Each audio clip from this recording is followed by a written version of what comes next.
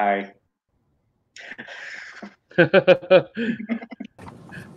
everybody, Crypto Heads, it's the Goose with the Cryptic Paranormal Show.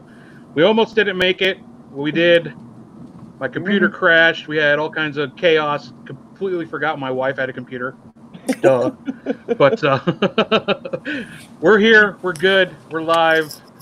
As usual, got my co-host down there, Michael Bradley. What's up, sir? The Heisenberg. How much? How's it going? It's going much better now. And special guest announcement. We have Michelle down there. You guys knew she was coming on the show. Hello, Michelle. Hello. She's on an adventure, on her way back from a very cool adventure.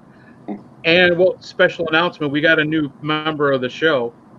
Somebody helping us out, our Mad Crew family friend, Denise. D-Nice joining the show. What's up, Denise? What's up?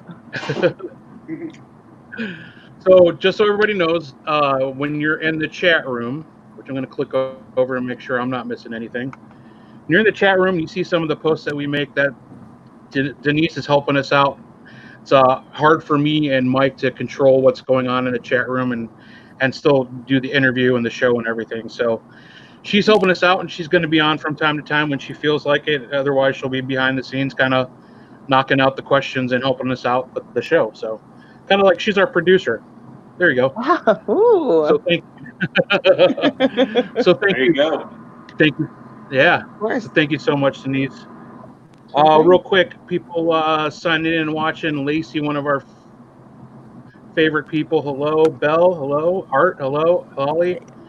If you guys are watching, share the show. Get them out on your pages. Let's get a good response for Michelle tonight. So this will be my last podcast. What's that?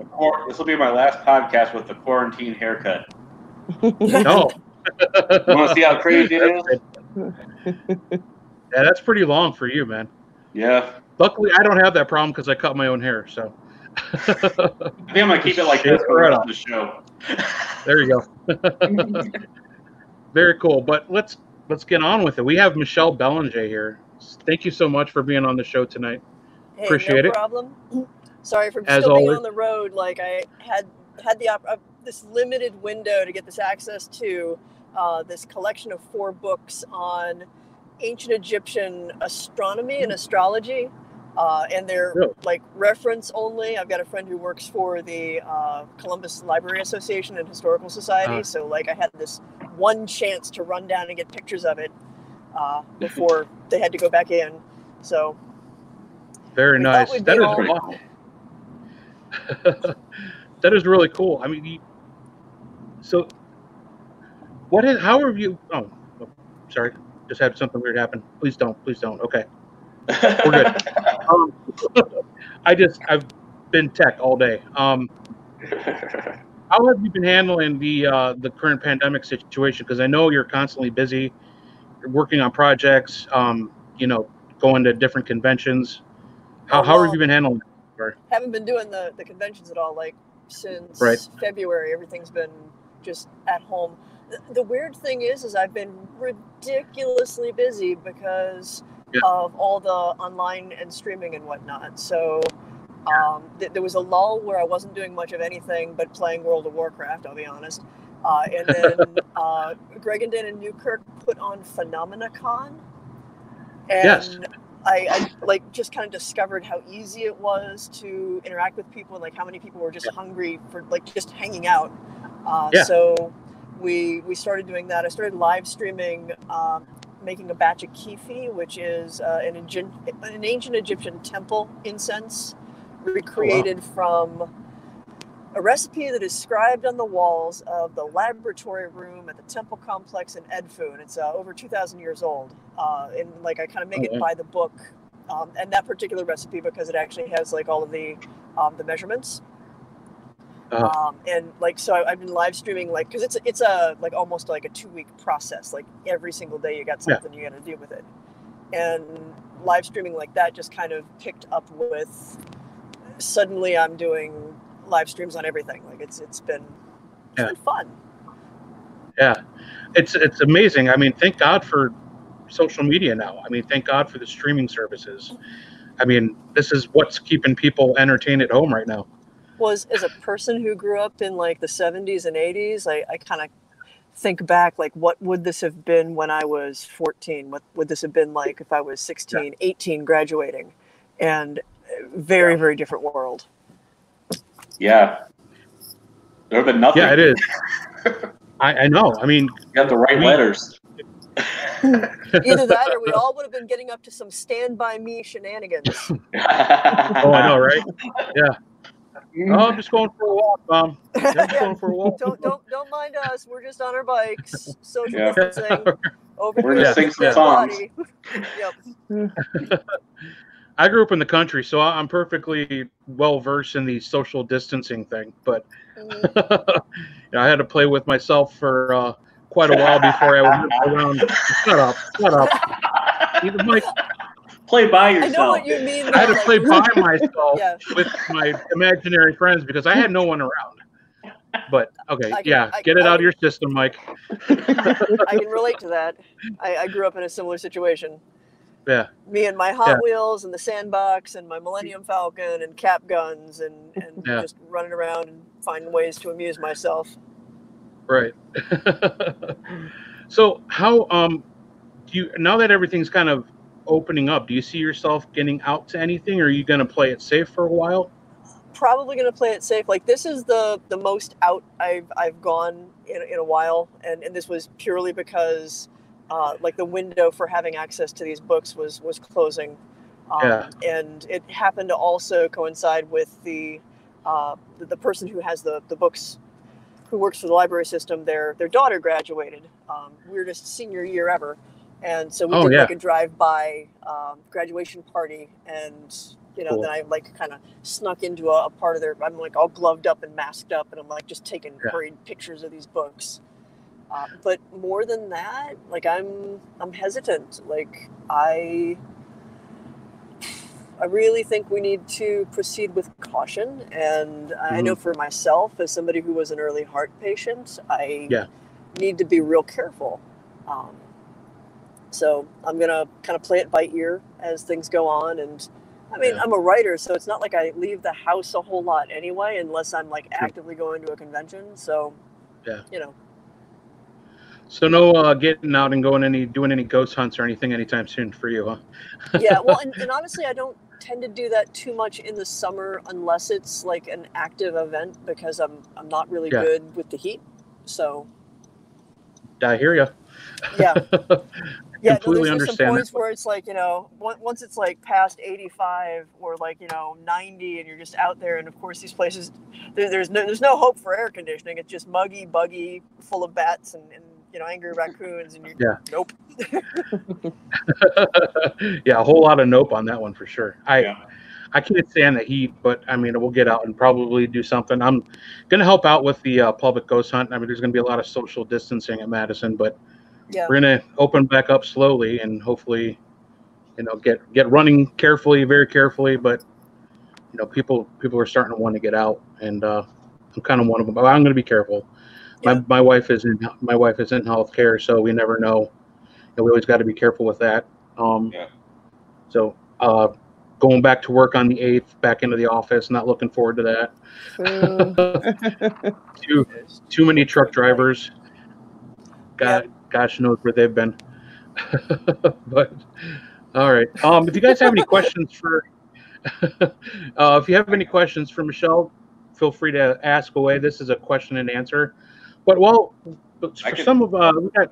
what's that? No, go ahead. I could tell you, like, since Friday, I've had an overwhelming sense of doom for some reason. And I think it's outward. Like, I don't feel right. We were driving to Inspiration House. This was just yesterday. To do a clean and kind of go over some stuff. We've had a whole bunch of work done on the place since it's standing empty right now.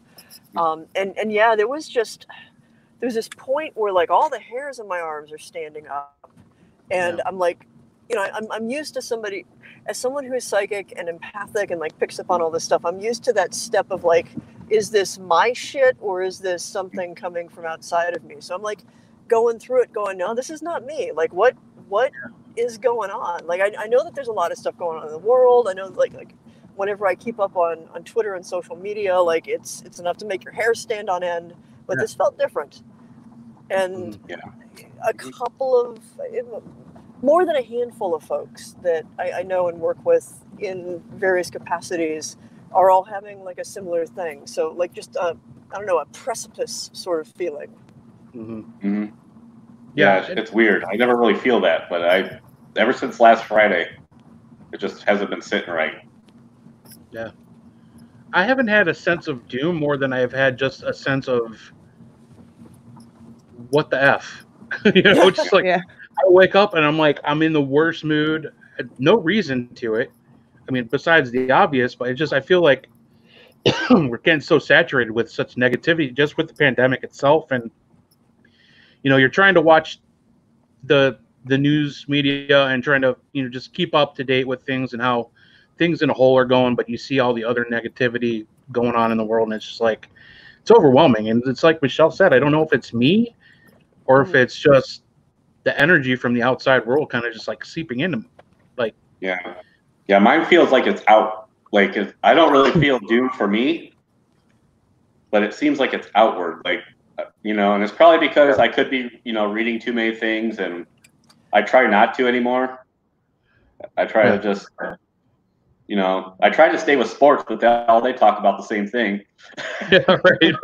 How nothing is going on yet or anything because of the pandemic. Yeah, it's hard. I mean, it's hard to separate. It's hard to separate what's going on in the outside from how we're feeling. Yeah. Grabbing that because I suspect we're going to have to switch at some point. Okay. Hi.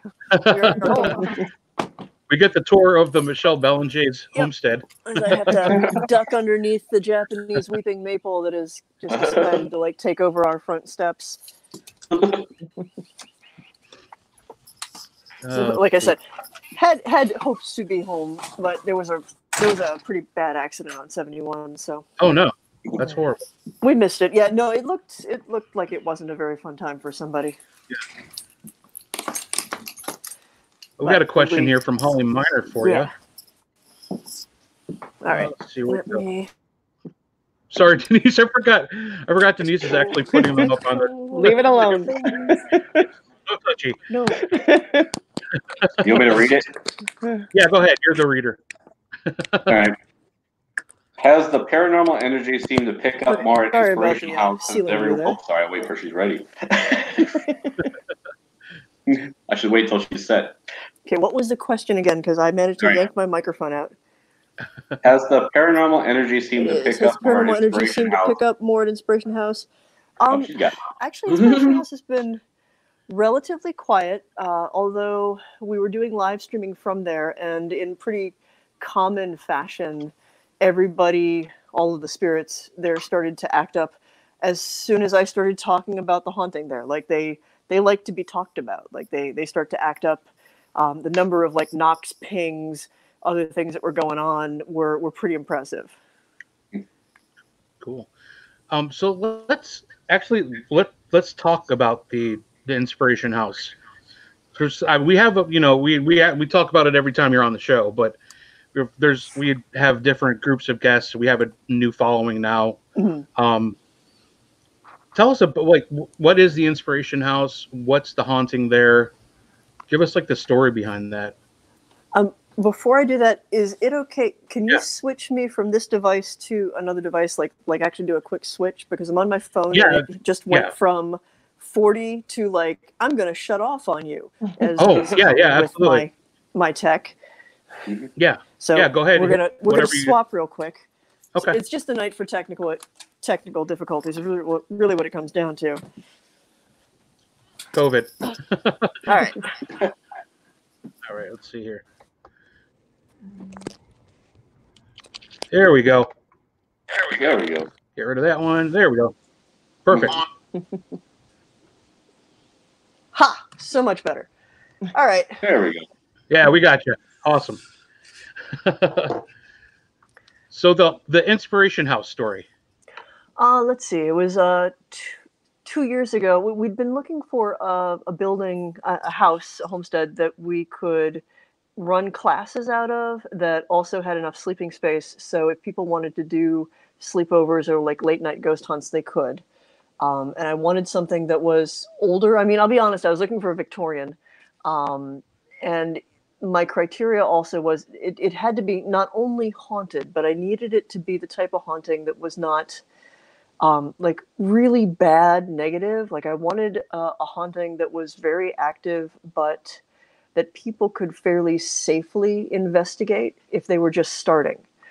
Especially to kind of cut your teeth on as a medium, as somebody who's like just trying to test out their psychic abilities. And we run, this year we don't, but every year my group House Kepru runs what's called Gather. And we switched to a hotel in Oberlin, Ohio. And because of that switch, we started looking at property in Oberlin because it would be really convenient to have kind of like a home base around there. And this brick house showed up. And I'll be honest, like the first time it was on a market listing, it was like, no, that's too much. But the price just kept dropping and dropping. And finally, when it dropped past a certain point, I was like, what'll it hurt? Let's go look. And it's this house that was built in 1869, finished in like the 1870s. So technically it's its 150th birthday this year. We were going to do something really fancy for it, but I don't know if that's going to happen.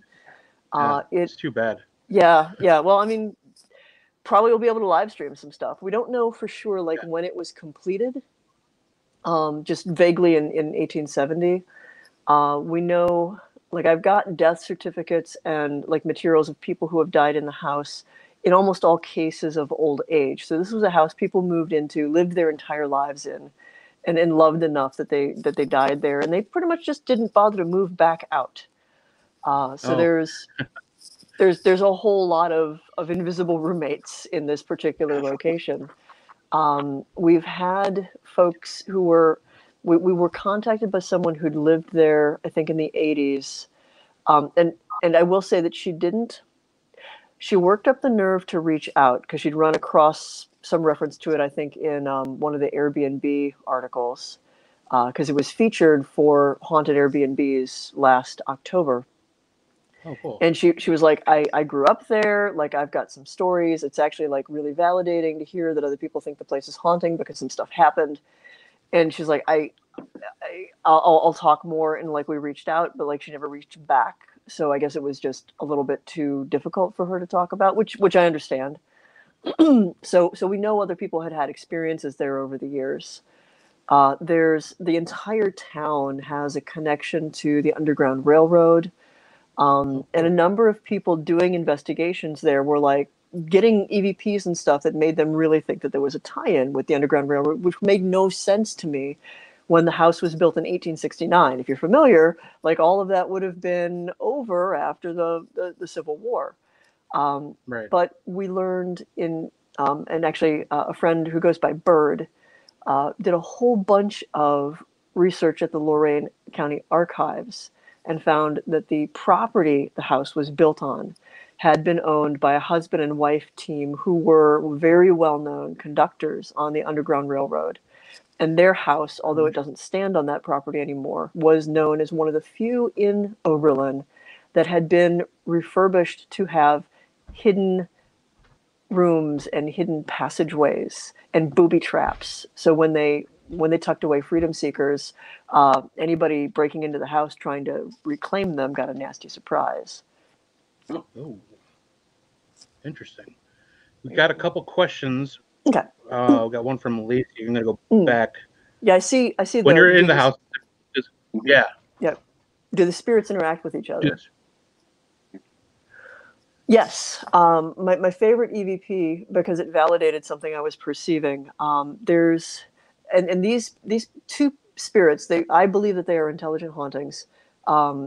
There's a family that moved in at the beginning of the 1900s, and there was a fellow who lived there from the 60s and 70s and onward through the 80s. He's one of the few residents who didn't die in the house.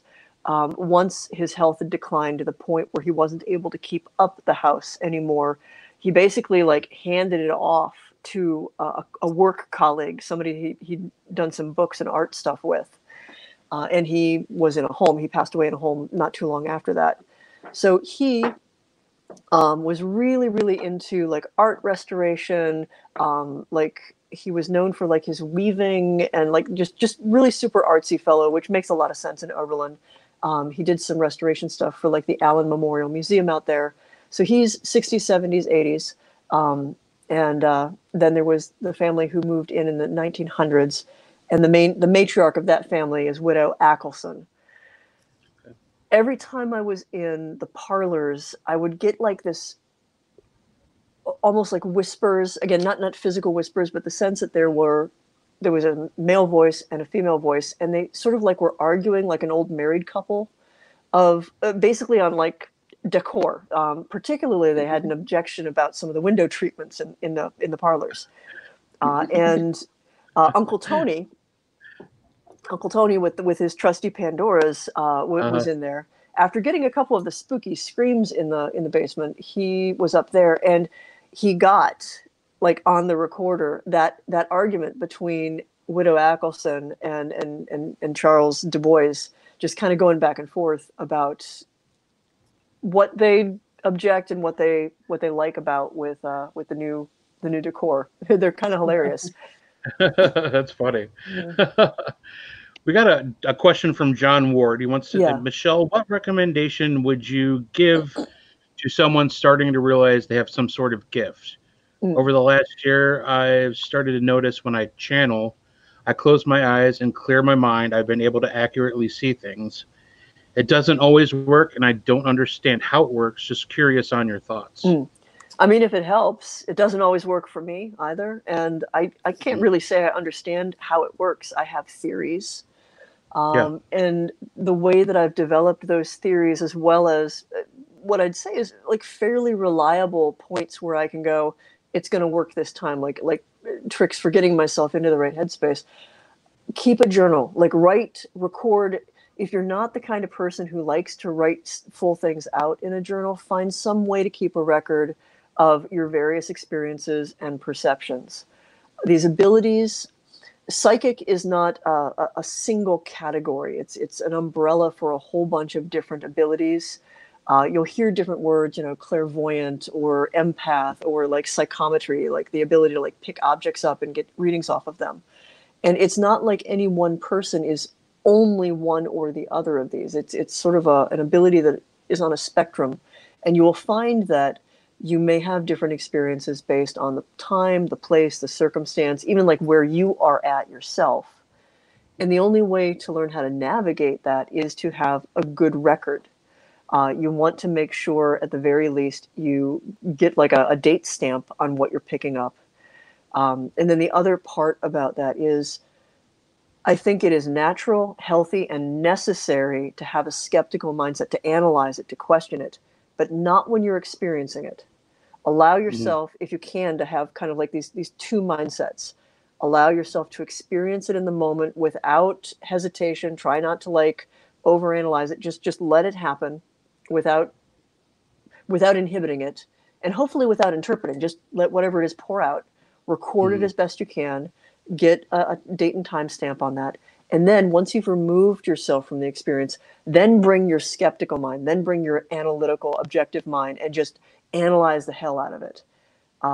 If you have the luxury of having someone to be your kind of spotter or study buddy, I really think it helps if you're trying to verify information that you have had, that the psychic be the person who does not do that research. Have someone outside of yourself and outside of the experience basically fact check your impressions. That way, in science, there's a thing called Hapgood's rule or Hapgood's law, which is you only find what you're looking for.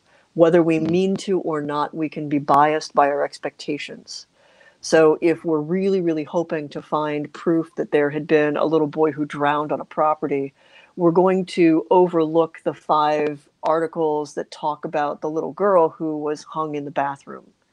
And usually not as obviously extreme as that, but having someone who's not involved in either proving or disproving the praise or blame of success or failure, like who's separated from that emotional attachment of the experience, having them fact check it for you and do the research is incredibly helpful. And man, it is so instructive when they come up with something, come back to you with it, and can show you, like, here's the article of the thing that you were picking up, and you see a picture that you didn't even tell anybody. You're like, I saw that exactly that thing, because now you know what it feels like when it's right. Right. Lacey did ask. She wanted to know, are there certain things you can do? Let me go back real quick to that one. I'm going to scroll back here real quick. Okay. Where did it go? I got it. There we go. You got it? There you go. You're awesome. Do you do things to strengthen your gifts?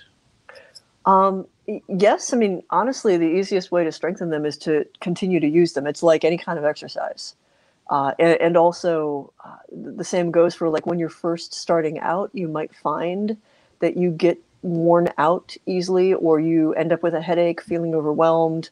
That's not unnatural. When you're first developing your gifts, you don't necessarily have the same type of stamina if you've been doing it for a while. And you may not always recognize when you should step back because you're overexerting yourself. So the more you do it and the more you get accustomed to it, the more you get a feel for where your limits are, so you can conscientiously navigate them, the better it is. And that's part of development. The other aspect of, well, there's two other things that I do to basically help hone and build my gifts. There's just plain old practice. There is working with other people who can, like, help check me and basically play my spotter. Katrina Weidman does that for me on Portals to Hell pretty much all the time. And then the third thing, which I don't recommend jumping right into, but when you've reached a certain point, teaching other people what it's like to do this, you learn a lot by teaching, because people will inevitably ask you questions that you didn't think about yourself. And it makes you look at your experiences from a different perspective. So sharing in some capacity is really, really instructive as well. Gotcha. Lucy had another question for you. Her biggest question, actually. If you know you have a gift and spent so long trying to get rid of it, if you become open to turn it back on, will you be able to turn it back off again? So like a switch. Yeah. Well, it's less like an on-off switch, and it's more like a dial. So a lot of people, my grandmother was a really good example of this. Like, she would have dreams that would come true, and they stressed her out. And she actively prayed after a really traumatic one that like it would just go away. And it did. And it got really wound up with the trauma and the sort of like self-blame of, like, how can I prevent these things? And like all of the messy emotions that inspired her to shut it down in the first place. And I work with a lot of people who have shut their abilities down, either because family judged them, because they were scared, because they had an experience that was especially traumatic, because they were conflicted, because they got in a relationship with someone and married them, and that person wasn't into it at all and just wanted it to go away. All of those situations come with a lot of emotional baggage. So the first thing is when trying to open it back up, part of opening that back up is going to be dealing with the emotional baggage of why you shut it in the first place. And I would say that if you work through that emotional baggage and get yourself to a place where you're not judging the ability, it's just a thing that you have, it's much easier to be able to dial it up or dial it down, because now it's not like, shut the door just because I'm scared, dead inside, don't come in.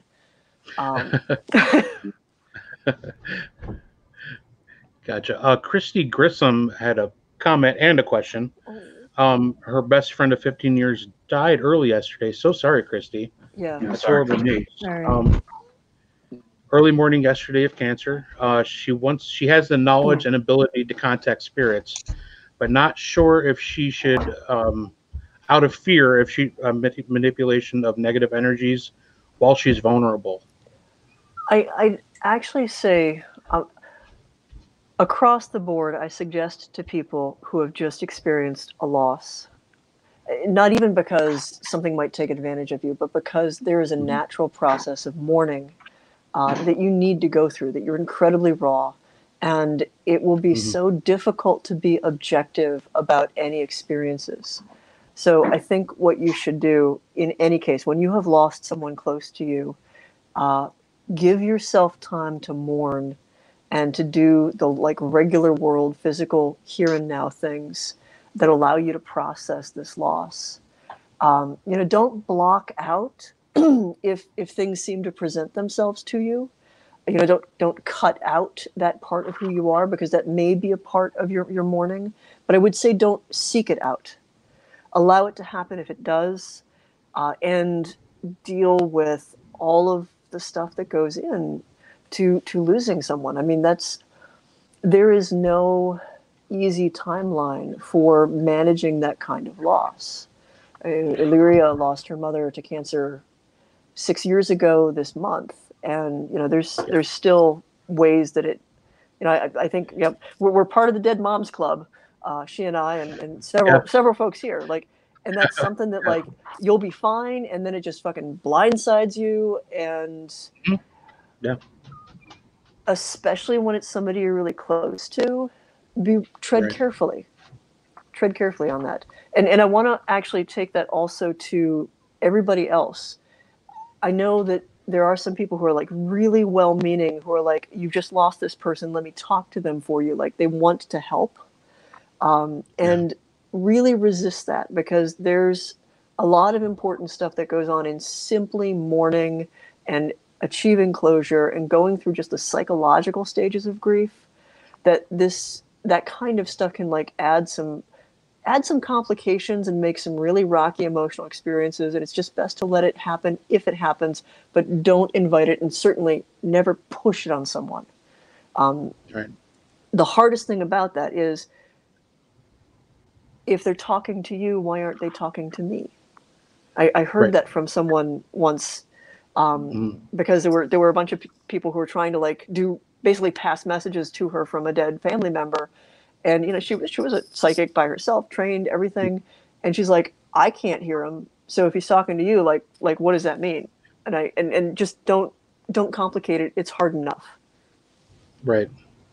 Yeah, that makes sense. And I know for me, it was a natural thing. Like, I doing this interview thing and just being in the paranormal investigation field for so long, talking to people, like a lot of people with the story. I had a dream that my uncle died the next morning. He came to me in a vision, or I saw his spirit, and then I found out he had passed away, or, stories of people seeing like a lost loved one afterwards. For me, it was kind of the same thing when my mom passed away. She came to me in a dream state. That's where she visits me. That's where I see her, and that's where we converse. But it was a natural thing. I mean, it's hard, like you said. It'll just hit you out of nowhere.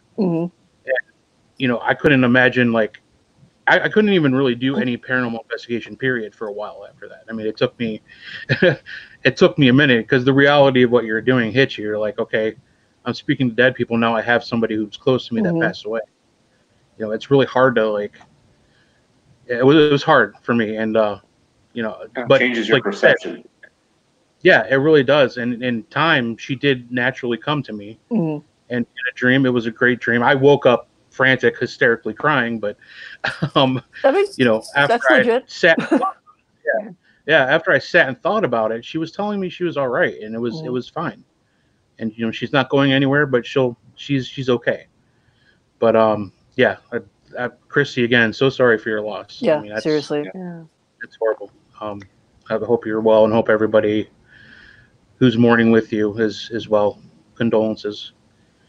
Tommy asks, how do you go about able to control it? I guess it being the gift, the medium side. Well, and the second half of that is that my info comes at random times. My first question would be, pay attention to those times. Are they actually random? Like, what's going on there? Like, what other factors might be happening? You might have, like, there might be a variable that you are more inclined to pick up certain types of experiences. You need to be like in a certain mind state or rested to a certain point. There's a lot of information in what seems like a random experience, as long as you're willing to like take enough notes about it and like really deconstruct it after the fact. And then honestly, again, I'm going to sound like a broken record, but like the way to learn how to control it over time is just practicing, have as many experiences as possible, have as much data about those experiences so that you know what influences when you are most receptive, when to expect that you're just not going to be on your game at all. And I think the hardest thing for anybody who's trying to develop these abilities is having those days where you go, I got nothing, and being okay with that, because it's not like it's a light bulb that is on all the time. It simply isn't. Like, there's so many different variables internally and externally that determine and influence how you perceive, how strongly you perceive, or even if like you're conscious of the perception. Because it's kind of got to go through like three different gates, more or less. Like, there's the raw ability to perceive, and then there's your interpretation of that perception, and then your ability to articulate it. And if there's a breakdown in that, especially in the interpretation, like if you've got a lot of crap on your mind and you're super stressed out, you could have something like just screaming at you, and you're focused over here. Sure. And that's actually kind of part of the way your brain works, like, is to rule out extraneous stuff if you're trying to focus on something, if you're really overwhelmed. Right. And understanding, when are the optimal times, that helps learn how to make a more conscious choice of when you're going to be on, as opposed to when it's probably going to be like, nah, not so much today. Yeah. So how I kind of got a sorry. No, go ahead. Go ahead, Mike. I kind of have a story, like I told you about Kate's mom. So I was over there, like, she was back by Friday night. Happened Thursday, she was back, but, bam, bam, bam, they were able to take care of it. So we were over there Saturday helping put up a fence, and my head felt like, and Ray, we've talked about this before, my head was like just staticky the whole time we were over there. And I was like, I told her, I was like, I think you have a lot of people here looking over you. It was just a weird feeling. It was like bam, like I couldn't get rid of it until I left. It was just a weird thing. I don't get much of those. Yeah. But that's just a story. Yeah. It's a good, it's something, as investigators and doing what we do, I think we've definitely become more conditioned to being able to tell the different signs of like picking up those pockets of energy. You weren't even expecting it. Like, you weren't looking for it. Yeah. It just was there. I had no thoughts about it, but it was hardcore. It was the most I've ever felt like that. Like, it felt like I was like continuously rubbing a balloon. Like, I always describe it like that, continuously rubbing a balloon on my head, and it wouldn't go away until actually we left, and like I was home for like an hour or so, and then all of a sudden it was just gone. Yeah. So I just had a feeling that her family members were there looking over her. Yeah. I gotta throw this out. Mama Tori. Some people throw a lot of energy off too, and Tony is definitely off the hook sometimes. Yeah, it's funny because he's like, I don't feel anything, and I'm like, you're I got nothing. Like, you're so loud. That's why in a good way, like in a good way. Yeah. I almost lost it laughing when you said sometimes you just got nothing, because that's all I thought about. That's Uncle Guido's motto. I got nothing.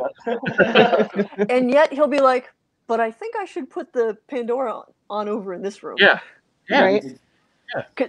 And that's an important thing, because like there's like the big flashbang wow psychic of like, I'm seeing dead people, and I'll use like all this like really visual, very vivid, like there's a movie playing out, and sometimes it's like that. And then there's some people where mostly what they pick up is like they have feels, like they get emotions from spaces. They can't necessarily tell you what the thing looked like or what the name was, but they can tell you that something bad happened in that room. And then there's the ones that just have kind of like the gut instinct of like, I have no idea why. I can't perceive any of this stuff. I'm just going to coincidentally go into the room that is the most off the chain and have stuff happen. Yeah. Right. Yeah, he's good at that too. I mean, he says he's got nothing, but he's got. I got nothing. He doesn't have the pretty pictures. He's got an instinct for it, and that's a type of psychic. Like that gut feel, that instinct is psychic. It's just not as marketable when it comes to like television. It doesn't sound like, woo, you know, there's a little girl named Sarah. She's in the rocking chair. Yeah. She's staring at you right now. Yeah, because I mean, from talking to you and talking to like other people that we kind of are in our circle that have, you know, pretty special gifts, they talk like how things come to them, like symbols. Like how do you learn how to translate like a symbol into a person? Oh my God! I mean, that's what, because that's happened to me, and like I've seen things like in my mind's eye, like when I enter a room, like when I'm at Madison, I'll see something and I don't know how to translate it. The hardest, I end up like harping when I teach any kind of psychic development on like what I call like a person's individual symbol set, like your internal language. And that is a long learning experience. So the best way I can explain is there's the phenomena, like something outside of you is happening, and there's information. And then there's how you personally perceive and react to that information. And then your brain has to take this stuff that doesn't fit neatly in the 5 physical senses and find some way to translate it and make any sense at all. And usually it's sort of like up there in the switchboard going, well, this isn't sight, but it isn't sound. Like smells like, oh, fuck it. Have a Bugs Bunny cartoon. And you're like, why did I just think about this thing? And if you like have the luxury of dialing it back and going, but that reminds me of this. Actually, listening to that piece of music reminds me of my old uncle, and that reminds me of this. And I am smelling something that's like old nicotine. And so like you find like it's shades of, sounds like it's kind of like your brain playing a very complicated game of charades with you. Sounds like Dead Bob. I know for me the hardest one to translate, like to really recognize that there is psychic information coming forward in this, because I have got music in my head all the time. Everything from full-on symphonies to actually Bugs Bunny cartoon jingles, like and jingles from the 80s commercials that just have never gotten out of my head.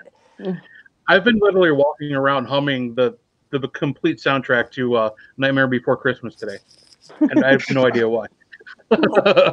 I have accepted that sometimes there's a reason, and it pays to like check. I work with Kat Rogers, who is she's one of those folks that I've been training as a psychic for like a decade or so, and she also has a degree in visual arts. So she is capable of like seeing stuff and then also turning it into like art in a way that like way beyond me. We were in a call, and you know she's got her headphones on, and Illyria's in this call too. So like all we hear is when she's pressing talk to text, like talk to speak, you can hear her talk. Nothing in the background. And we're driving home from somewhere, and I just sort of like, I don't know why, but I just picked up in the middle of Mac the Knife. Like I'm just humming Mac the Knife, and I can't get it out of my head. And Kat just sends me a screenshot of what was playing in the other room. And it was Mac the Knife. It was pretty much like, she was like, and it's pretty much where you said you picked up. Like, but like you could not have heard that. And I'm like, no, I didn't physically hear that, but okay, so that's hilarious. And she's like, you do this so often that it's not even funny anymore. Like this is just life. So all of that is a long ramble to say, when you're trying to read stuff, any little thing that crosses your mind, like seems like a random, just what was this thought? Why did I suddenly think about chickens? Like what even? However ridiculous it might seem, pay attention to it, try to get it down. There probably is some sort of information there if you know how to peel back the layers and actually like really interpret it. The hard part is, and this is the kind of the crappy part, is nobody's going to be able to tell you how to interpret the interior language of your brain except for you. And the only way to do that is over a lot of time and a lot of experience. Mm-hmm. Yeah, it's frustrating too, because you were talking about smells, because I get that a lot when I'm on investigation. Just to throw it out like an example, we were I was doing a walkthrough of St. Joseph's Hospital before they closed it down. We're actually on the psychic tour with Barb St. John, and we were I can't remember what level we were on. It was all basically bare bones. You saw the studs in the walls, and it was just basically plywood floor. It was one of the top floors. I can't remember what wing it was or anything, but I just got this, like somebody was standing in front of me eating good and plenty and just breathing it in my face. It was the weirdest thing, and I kind of kept it down to myself, and I couldn't figure it out. I'm like, why would I smell something like that? No idea. And Barb St. John, she actually threw it out there. She's like, well, she had been talking about like an old office or old hospital administrator, like a lead doctor or something like that, that was kind of following us around during the tour, wondering why, kind of making sure we weren't doing something we were going to be, And she said from what she felt after I actually told her what happened, the gentleman was actually walking around. It had a hand, like a box of good and plenty in his pocket, and it would just, randomly throw it in and just chomp down on some. It was interesting, but it's just frustrating. Yeah. Because when I don't have I get the smells too. Like I can smell, because like even here, I told the story. I was walking back to our bedroom, and I was just hit with this strong smell of like rose perfume. And Kate doesn't wear that, and there's none of it in the house, but it like stopped me in my tracks. Like I was about ready to enter the bedroom, and I just got this overwhelming smell of it. And I was like, "Hello, is there somebody here with me?" But yeah, this house, I get that a lot. Not the rose smell, but I'll get others. Like right before we moved in, like I smelled cigarette smoke when I was walking back to the same area. It was like in the exact same area that I smelled the rose perfume, which is very odd. Yeah, you told me that story. It's frustrating. Yeah, because it's for you and me, Mike. It's like I think we're kind of still like developing these gifts. And no, I think we both have them. They're not as strong as some other people, but I mean, we definitely. And I think it's just because of what we do. I mean, just constantly. I mean, we're trying to find out what's out there. You know what I mean? And I think we're just repetitively kind of exercising that, but and like she said, just kind of randomly, like it's not like I'm not looking for it. It just happens, especially when I'm not thinking about it. Yeah, especially when you're not looking for something specifically. You're just, walking around Madison and something pops into your head, or you smell something, and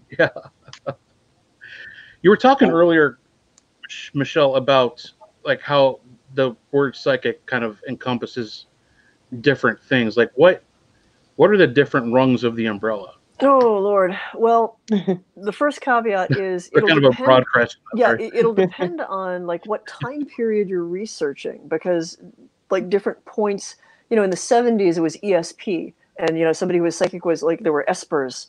And when the U.S. military decided to take basically clairvoyance and turn it into an op that they would train, they wanted to remove all the mystical, like spiritualism overtones. So they shifted it from clairvoyance to remote viewing, to have it a more of a kind of like military industrial sound to it. So it didn't sound like it was, ooky spooky.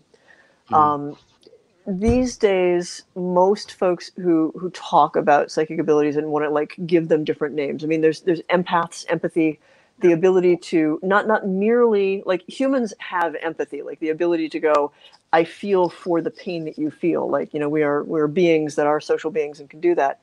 And then empathy as a psychic ability is picking up emotions above and beyond that. Like maybe the person isn't even in the room and you still can get the scent of those emotions.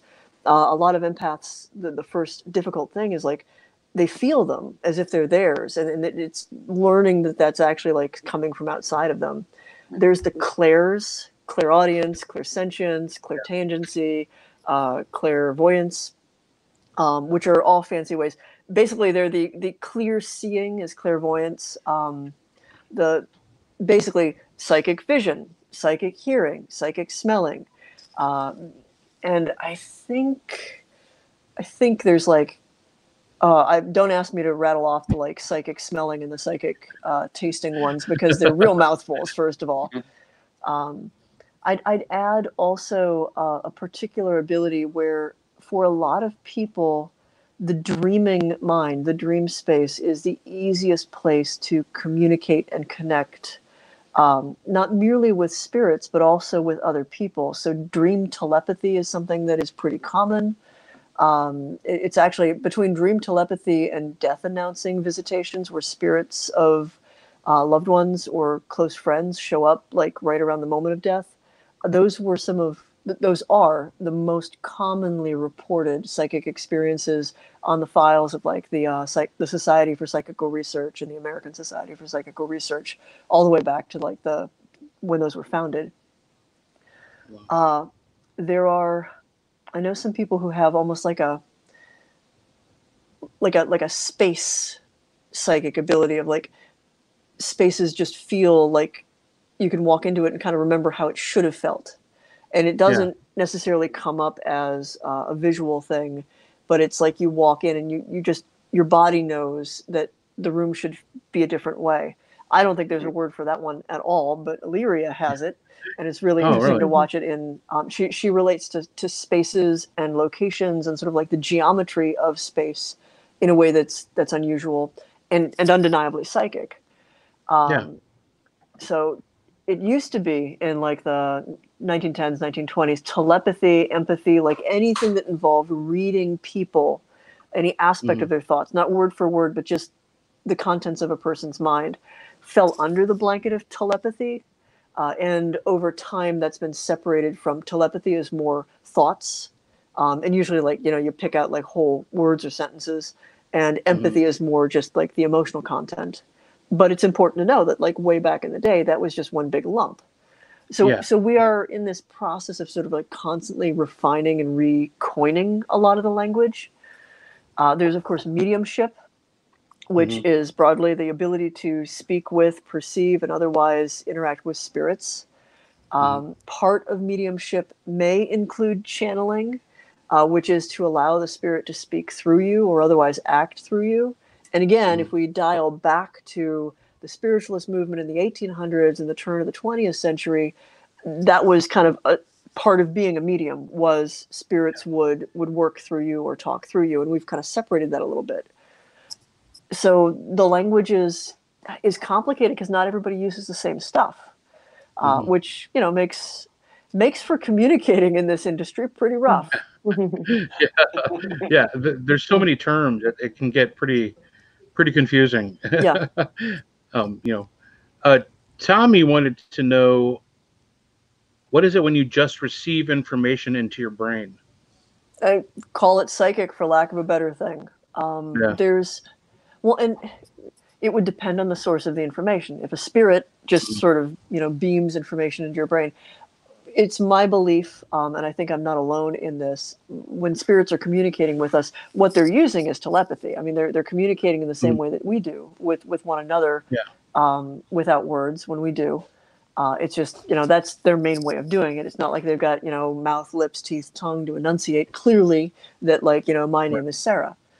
And that's also why in 99% of the cases, language is not a barrier for spirits. It's more thought. Like, language can impact the architecture of thoughts. And if a dead human particularly has some significant attachment to their identity, and language was part of that identity, culture was a part of that identity, they may be more comfortable and even compelled to communicate in their previous language. But you will probably find that you can still get the gist of what they're trying to communicate, because the communication is more than the language. Let's see. I got one from Holly Miner here. It's a long one, so bear with me. Actually, she spoke to you. I think she was on the last time you were on. Yeah. I think I remember this question. Or yeah, part of she had it. asked you. Yeah. She had asked you advice about her son Mason a year ago. He's autistic, has an imaginary friend. They have multiplied. He has 4 now. It has come to a point he wants to make sure they are fed whenever he is eating. There are days when he prefers to hang out with them all day, and we really want to work to persuade him out of his room. Would you have any advice for her on that? I would give them like a little piece of dedicated space in the house, something like an ancestor altar, and be really clear to him that like this is their space, but you and they do not exist on the same level. And so like since you are in a meat suit, since you are like a physical human being, there are physical human being things that you need to do that they can't always do with you, and you can't always do things with them.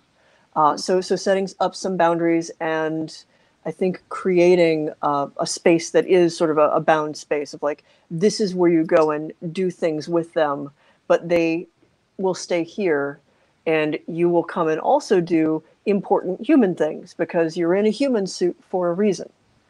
And then honestly, that's my recommendation for anybody. Like if you're incarnated, you're here for a reason. Like it's cool and all that you can like go traipsing around and talk with spirits and whatnot. Yeah. But at the end of the day, don't lose sight of this very brief, precious gift. Yeah. Hopefully that was a help to you, Holly. Yeah, I hope so. And I do remember. Yeah. We had a good conversation with her. So I got a statement from Miranda actually. Okay. She texted me. She was like, I can't tell if your camera is just blurry, but it kind of looks like something is standing behind you in front of that picture. That's a regular thing, I think.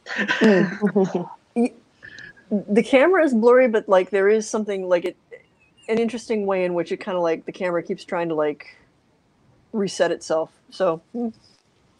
Yeah, I mean, we've talked about that before. Yeah. We've had other mediums on that.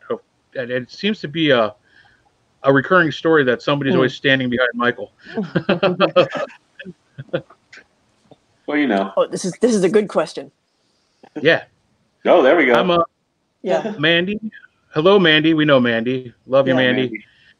I'm interested in learning about demonology. Is your book more open-minded in regards to religious beliefs versus, say, more spiritually minded beliefs? I'm not a religious person, but I am an empath and I consider myself spiritual. I really even like to use the term demon. I don't even like to use the term. Well, Mandy, you and me are of a kind on that. I don't like using the word demon, and I think that we overuse it. And one of the main reasons for having the Dictionary of Demons is to not merely collect all of these different names, but to along the way explain to people sort of where our ideas about like what a demon is came from. So I've got a degree in comparative religious studies. The Dictionary of Demons is not a theological text for a reason. I want to look at it from an anthropological and a folkloric and a mythological standpoint, so that the book leaves belief to the reader. Like if you want to take it in the direction of like, I totally believe in this stuff, or this is a really interesting part of human mythology that has been passed down to us in Western civilization since the Sumerians and Babylonians, you can take it that way as well. I try to be a good objective researcher in that respect. I report what people believe. I do not commit to any of those beliefs. I will try to disambiguate a lot of the really thornier and more confusing stuff, particularly with the degree in comparative religious studies. There's a lot of demons or a lot of beings that are called demons, especially from the Abrahamic, Jewish, Islamic, Christian tradition, that have the name demon, but just started off as the gods and goddesses of pantheons that were not Jewish. And they were demonized over time, really as a part of the culture, basically the socio-political struggles of the time period. So when your cultural identity hinges upon your religious identity, it makes all of the issues and fights between nation states become religiously charged as well. So like Beelzebub, we'll just go with the big one. Probably actually it's just Beel, that Baal. You also see it in Baal. That is a god. Baal Hadad. There's actually a whole bunch of different Baals. Baals is usually how it's transliterated, and they were lords. They were the gods of this whole Ugaritic tradition. They basically there were a lot of people that believed in these guys. It was the Baals and the Ashtaroths or Astras, and so the Lord and the Lady, and giving him the name Beelzebub was a play on words to basically say that he was the Lord of the shit pile. Think of it as like you are like first graders going, your dad smells. I'm going to laugh hysterically every time I hear that name now. Yeah, right? Me too. It's basically taking Baal Hadad and going instead and changing a few letters, changing the sound of it, and saying Beelzebub, Lord of the shit, Lord of the flies, Lord of the stinky things. That's basically, amazing. your dad slings poo, and therefore he's not a god; he's a demon because he slings poo. That's the funny one, but a lot of them are like that. And I really do my best to kind of like give you a guided tour through the mythology, the history, and the context of like where these names came from, what they mean to us now, how some of them have changed over time.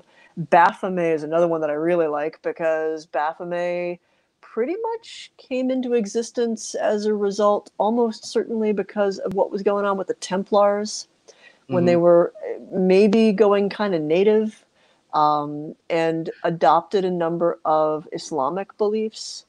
And I'll leave that entry to, it's a long, complicated entry that involves referring to some troubadour poetry from the 13th and 14th centuries to show like how a certain word and name got kind of corrupted into Baphomet.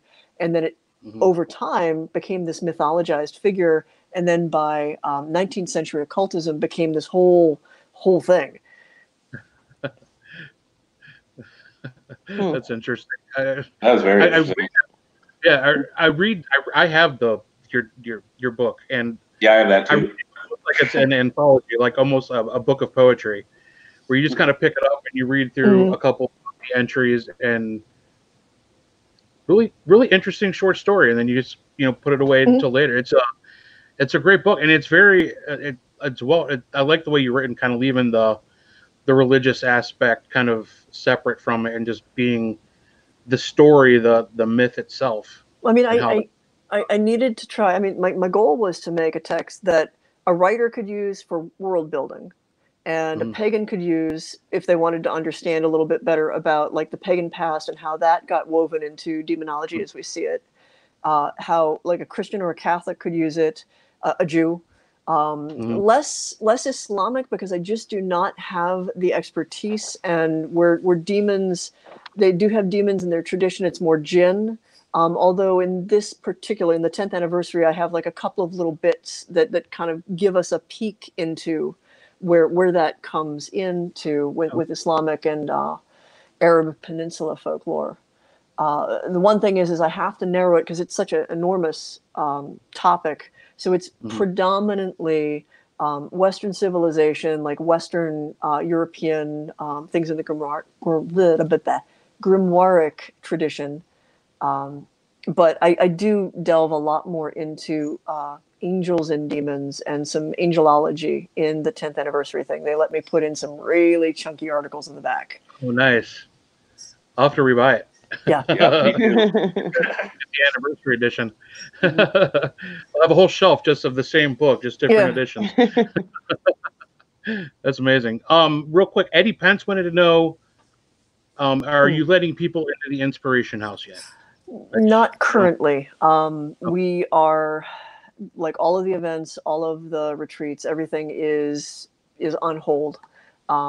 Because things have reopened in the States with some limited stuff. Like we do, it is offered through Airbnb right now. Not up there. Airbnb does allow for the possibility, but I don't feel comfortable like opening it up just yet. And I'm not going to be doing classes or things there in person for a while.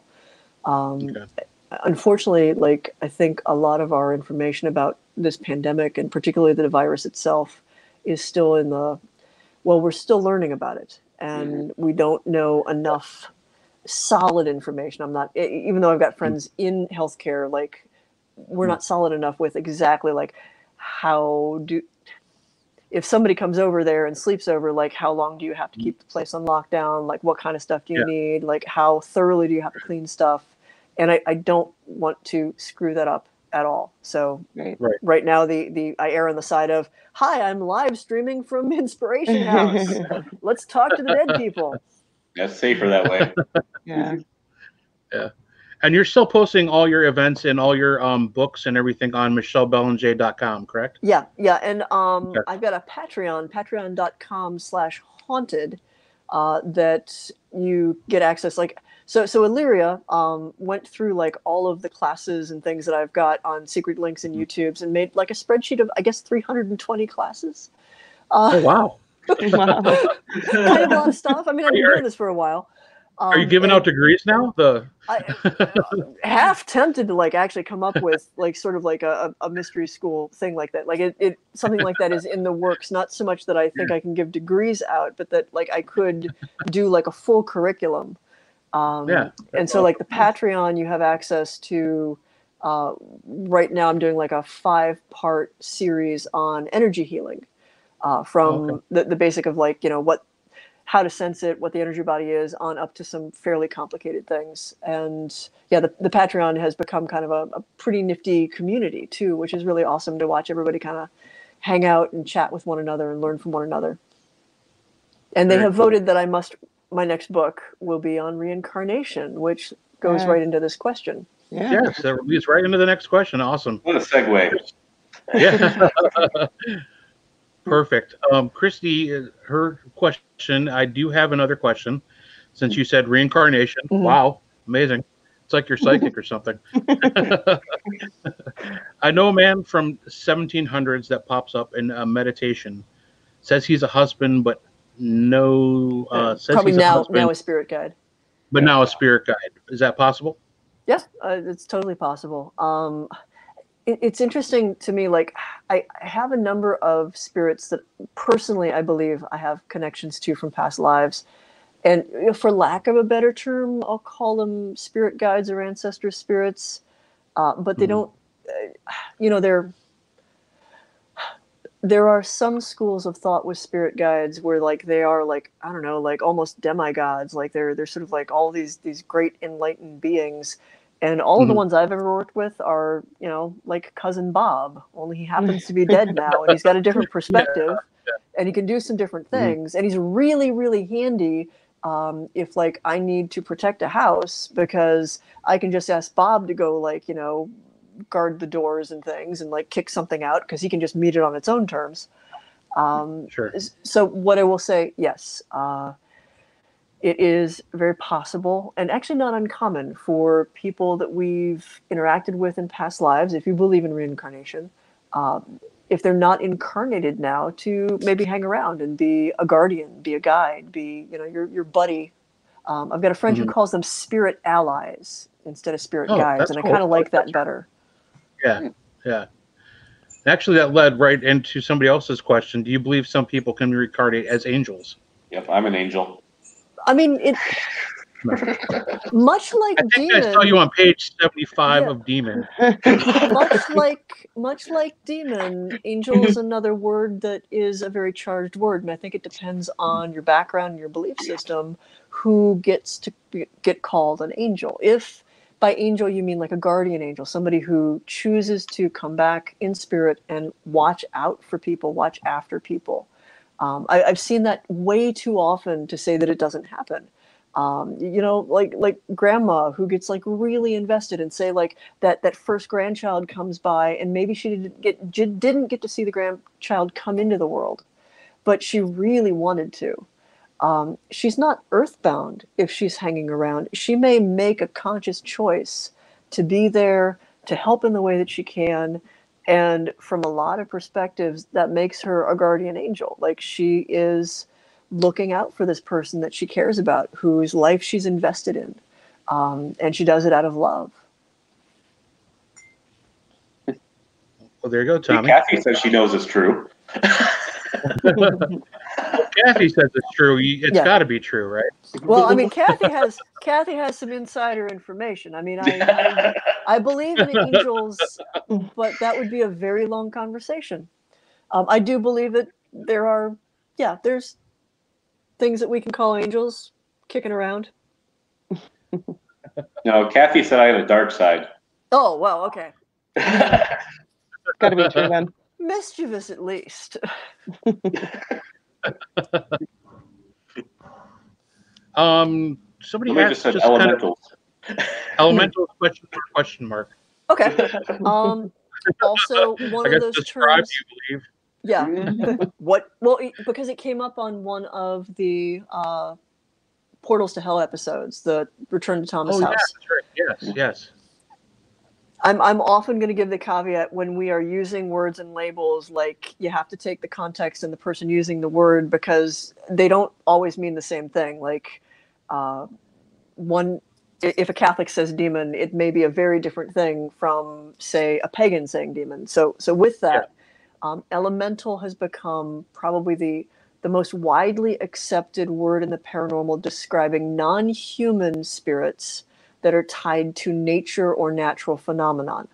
And I think it's important to understand that that's a category rather than like an individual type of thing.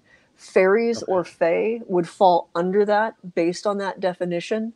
And a host of other things, from spirits in trees to the spirit of the land, which in some systems would be called a land wight, which might sound familiar to the Goose. A lot of like Norse traditions, like there's land wights, there's these spirits to the land. Yes.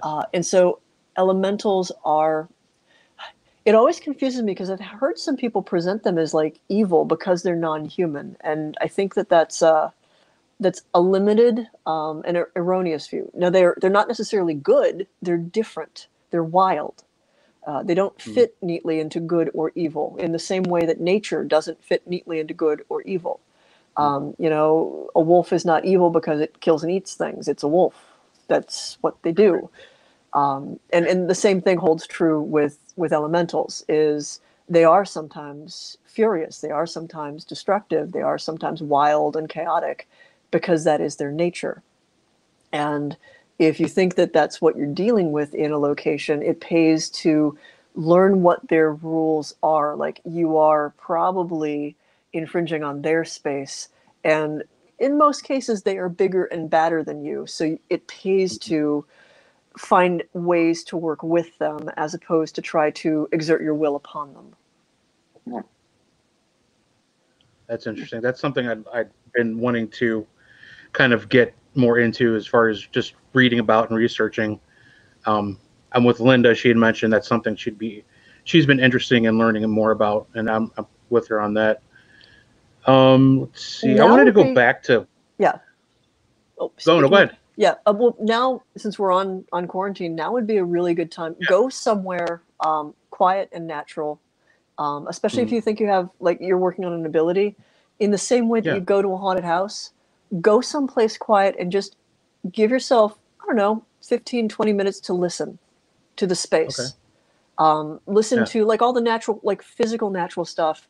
And once you've gotten comfortable with what that feels like and what that sounds like, listen to anything deeper and actually invite it. Go, hey, I'm here. I'm sitting here and I'm just curious if there's anybody here who wants to talk to me, if there's something here that wants to talk to me.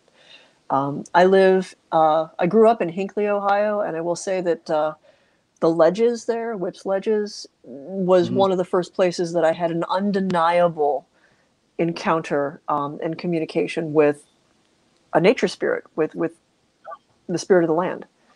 Yeah. Yeah, it's something that has always interested me. So I will definitely, like you said, perfect time for it. You have to stay away from people as it is. So great time to adventure out.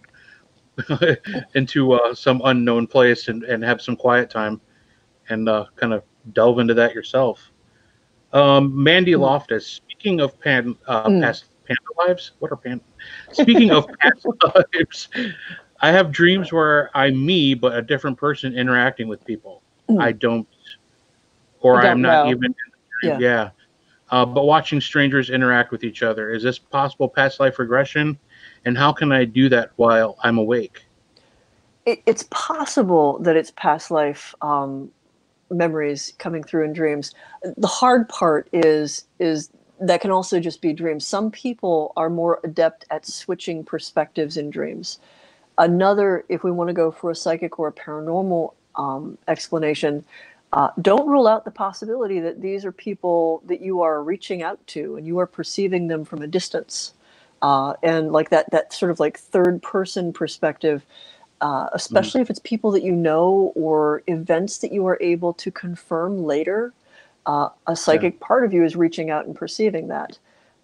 So yes, could be past life stuff. Also, yes, could be some paranormal stuff. Also, yes, our brains are very complicated and like to tell us stories when we're sleeping. So it could be any of those things. How do you try to get to past life stuff while you're awake?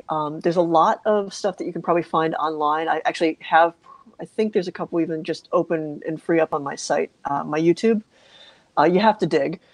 But past life regressions, you'll find guided imageries, like things that people will do, like a little meditation to kind of like get you in the mood, to get you calmed down, get you focused, and then they'll usually take you on a journey. The most common one is what I and I think others call the hall with many doors. This is an image that shows up. It's whether it's a real space or an imaginary space, it kind of doesn't matter because it has the same effect. It's a space that has hallways, and you find yourself in this, and there's doors all lining the hallways. And the doors are all shapes and descriptions. Some of them are locked up, some of them are open, and each of them represents a different life. And each of them represents like basically your treasure trove of memories. And this is my most common guided meditation for past life regression is I take people to that space and guide them to finding the door that is the one that has something they're looking for on the other side. And then, guide them to opening the door and going through the door, and then give them a little time to kind of what's on the other side. What do you pick up? But also has the effect of now, once you're familiar with that space, you can take yourself back there. Like you can go back to, put yourself in a space where there's doors and just ask yourself, like, what's behind these doors? If this space is me and my memories are behind these doors, where do I need to go to find the thing that will enlighten me right now? And you can focus it with specific questions, or you can just kind of wander. Ron Abel is asking, instead of past life dreams, what about dimensional dreams? I mean, it's funny on the HK. Like I've got a couple of Discord groups, the Patreon one and the Haskepru one, and today has been the day of everybody talking about time travel, alternate realities, existing in multiple dimensions, and like, can you be conscious of that, and what does that look like?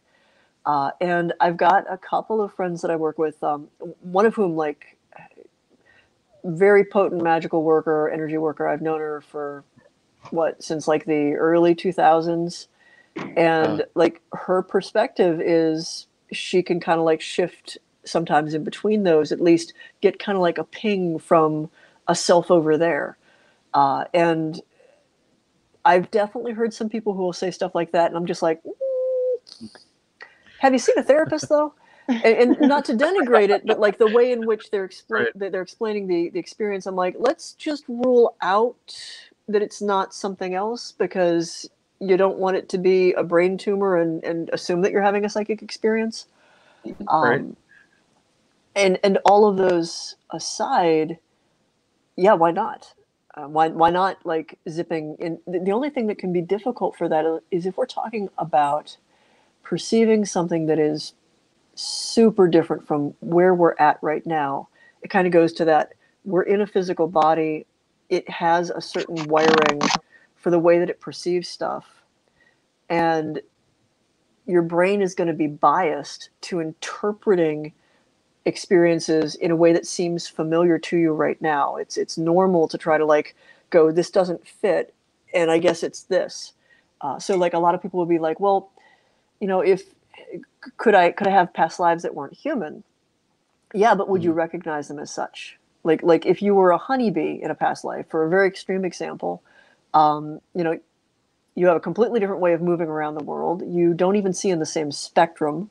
Your goals are totally different. Completely different way of like socializing.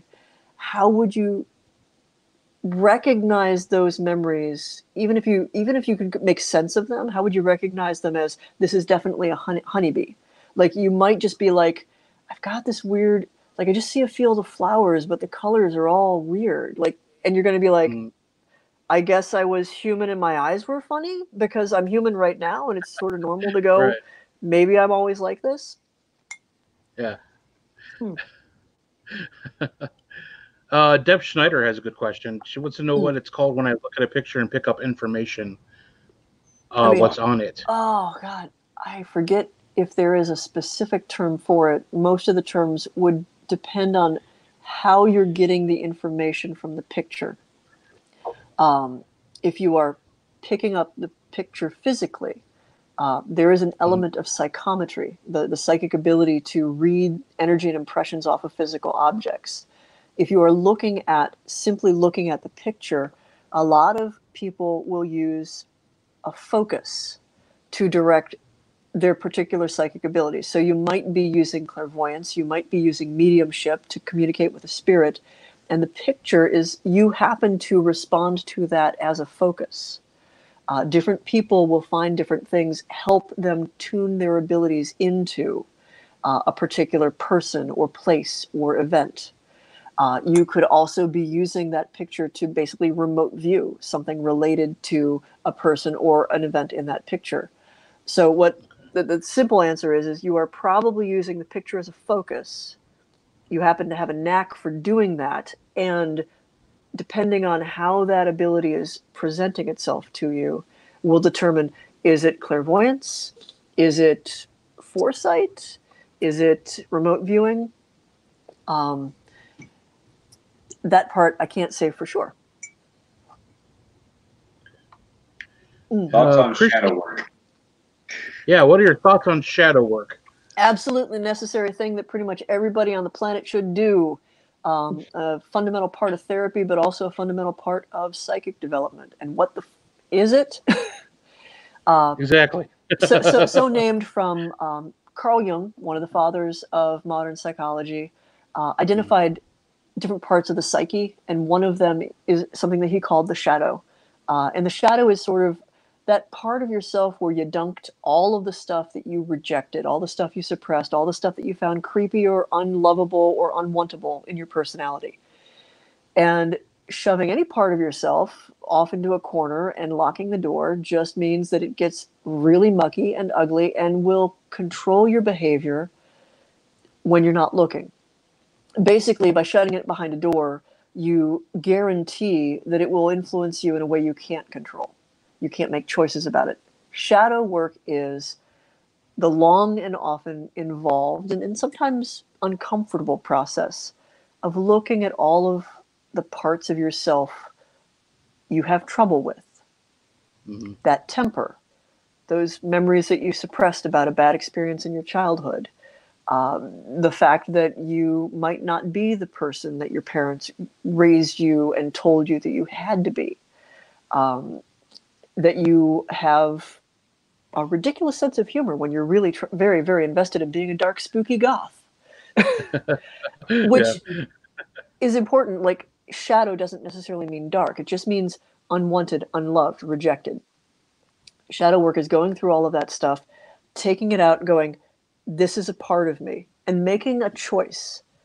Do I use it? Do I continue to like sort of keep it over here and acknowledge that it's there, but make choices on how I control it? Do I integrate it? You won't be able to cut it off entirely. And any attempt to do so will actually do you a lot of damage. So shadow work is going, I got all of this. Like, all of this is me. What do I do with that? Under what circumstances are these things actually strengths? Can I turn them into strengths? You need to know them before you can make those choices. So shadow work is getting to know all of yourself, even the ugly parts. Very interesting. You see, I didn't know what that term meant. Now it makes complete sense. And yeah, Ray's got a lot of work to do. A lot of shadows to go through. Pull them out of the woodwork and start going through them. I want to go back to Tommy's question. Pretty simple question. Psychometry question mark? If you ever watched The Dead Zone, whether the movie with Christopher Walken or the television series, you see Johnny do this thing where like he'll touch stuff and suddenly like there's all these psychic experiences, but touch is a significant part of it. That is a very dramatized version of psychometry. Psychometry is the psychic capacity to read impressions, energy, psychic residue, whatever you want to think of, on objects. That touching an object, physically touching it, helps to tune into whatever is connected to that object. It can include connecting with spirits. It's most often emotions and basically psychic residue. So if somebody were to, at a class, like have the ring that I've worn since I was 17, kind of like just handed to them, go like, what do you pick up off of that? And touching it is what helps them tune in. That's psychometry. I think I put it Gotcha. on. I'm glad Tommy asked because I honestly didn't really know that term myself. So I have a rule when I'm teaching class. Like if I toss out a word and you're just like, what the fuck did you just say? Just don't. You're not stupid. I have a ridiculous vocabulary. I'd be interrupting a little bit you every earlier. 5 seconds. I mean, I've kind of trained myself out of like academic lingo. I don't just randomly like throw Weltanschauung and like other like borrow words from other languages and just like blah, blah, blah, when I'm trying to explain stuff. And because, and this is one of the reasons I got out of academia, is if your purpose is to communicate stuff, picking words just to sound like intelligent or to use the language that everybody else in academia is using so you kind of fit in with the cool kids, but nobody understands what the heck you're talking about, that's not communicating. No, it's not. I've heard enough time just coming out with regular words, let alone words that make you sound smart. Eileen, good friend of the show. We love you, Eileen. Wants to know, a room is an object in itself? I think I know where she's coming from. Like in reading a room, I think you can treat it as such, but it's an object with, an object with many moving parts. So there's the energy of a space, and let me walk you through the way I experience a building. I'll go with a house. Like when I do a reading specifically on a house, I kind of come in and just get a feel for the entire house because it is a thing unto itself. Like there's the whole character of the building. And then each individual room has its own character, and that is built up by, the use of the room, the people who are most often in that room, what's happened in that room. And you can sort of like take the house in pieces in the same way that you could, as a doctor, examine someone's liver and each individual organ. So think of the rooms as the organs and the house is the body. So they are things unto their own selves, but they are also part of a whole. And at the end of it, you want to understand the whole. And then each room is going to have individual things to it, and then how all of that interconnects and flows. For the purpose of protecting a space, you can take a room as a discrete thing, as an individual thing, and use our habitual perception of that room as a space that has a ceiling, a floor, and walls that close it in, and usually a door that closes it in, to set up wards and protections that make it its own space, up to and including even kind of cutting it out from the overall energy of the house or building it is a part of. I've seen people do this as kind of a survival mechanism when they lived in a house that was particularly active in a negative way. A number of teens will just sort of unconsciously do it. They just make this their little haven. They put up all the stuff that reminds them that this is their space. They keep the door closed a lot. And like the energy can get like really funky in there because it's closed off and it's still separate from the space. And if there's a lot of bad stuff that's going on in that space, it can shield them from that as much as it also kind of suffocates after a while. Okay. Well, Eileen, hopefully that, there you go. A lot of people say no, like, I know meditation helps them with it. Mm-hmm.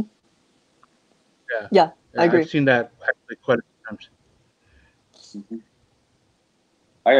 I meditate kind of when I'm going to sleep. Like that's the way I've been kind of trying to calm my brain. Mm-hmm. So like I'll turn off. Like usually I watch TV, but sometimes I'll turn it off and just kind of listen to the silence. Yeah. I've done that myself too. I started listening to some meditative music as I'm falling to sleep at night, and I'll do that in the morning too every once in a while when I wake up. Grab my cup of coffee and just kind of not cross-legged, kind of meditation, kind of like just chilling out and like leveling my head off before I start the day. Just kind of refresh the energy, and it's been helping. It was something that's suggested to me by my doctor, and it's definitely has helped me with a lot of things, depression, anxiety, everything that we're all battling through right now. So definitely, it's good stuff. Meditation and breathing exercises. Slows me down. Meditation and breathing exercises are a significant part of my day.